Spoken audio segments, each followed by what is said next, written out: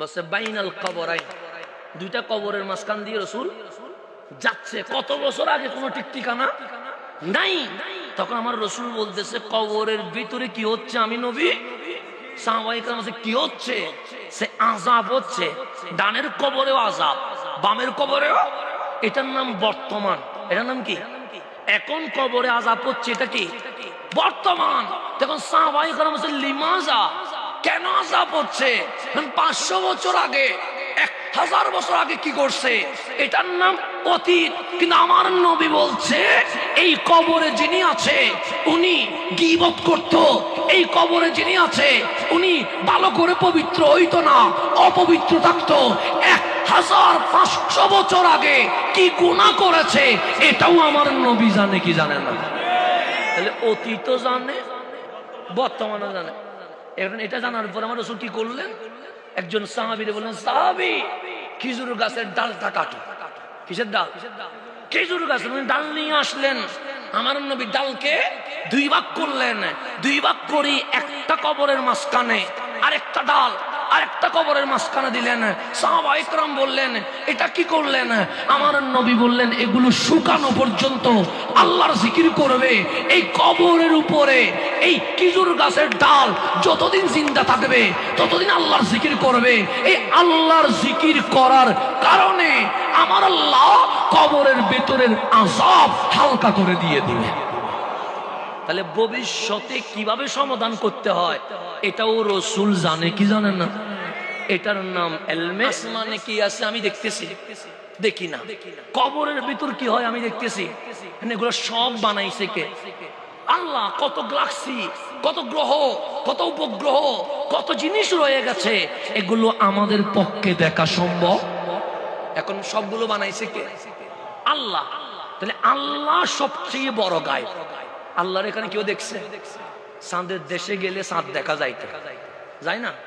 আপনি চাঁদ গ্রহ গেলে, নীল আর্মস্ট্রং গেছে, সে দেখেছে, আমি দেখি নাই, এটা আমার জন্য ইলমে গায়েব। আর নীল আর্মস্ট্রং গেছে, তার জন্য এটা ইলমে গায়েব নয়। যে আমেরিকা দেখছে তার জন্য আমেরিকা ইলমে গায়েব নয়, আমার জন্য ইলমে গায়েব। এখন চাঁদ বানাইছে কে? আল্লাহ। সূর্য বানাইছে কে? আসমান বানাইছে কে? জমিন বানাইছে কে? আল্লাহ বলছে, সুবহানাল্লাযী আসরা বিআবদিহি।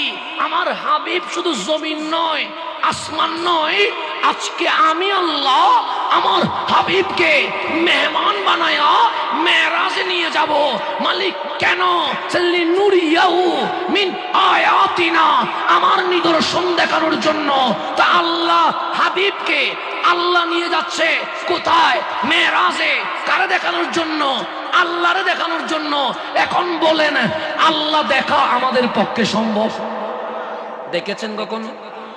আল্লাযীনা ইউমিনুনা বিল গায়ব, আল্লাহর উপর ঈমান আনবো দেখে না না দেখে? আল্লাহ চেয়ে বড় ঈমান, বড় গায়ব আর কিছু আছে?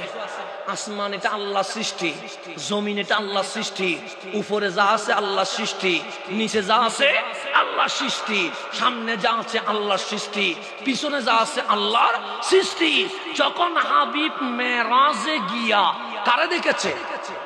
আল্লাহকে দেখেছে। আমার ইমাম, আপনার ইমাম, যার মাসলাকের উপর জামিয়ার ভিত্তি, ওই ইমাম আহমদ রেদা হাফাজে বেরলভী বলছে, নবী জানে না এ কথা বলিও না। কেন? সাউর কুই গায়ব কিয়া तुमसे न हो वाला जब न खुदा न चुपा तुम पे करो दो दरूद। হাবিব আপনি জানেন না, বলি কেমনে? আপনি শুনেন নাই, বলি কেমনে? আরে যার চোখ থেকে আল্লাহ নিজে গায়েব থাকতে পারে নাই, তার চোখ থেকে আল্লাহর সৃষ্টি কখনো গায়েব থাকতে পারে না।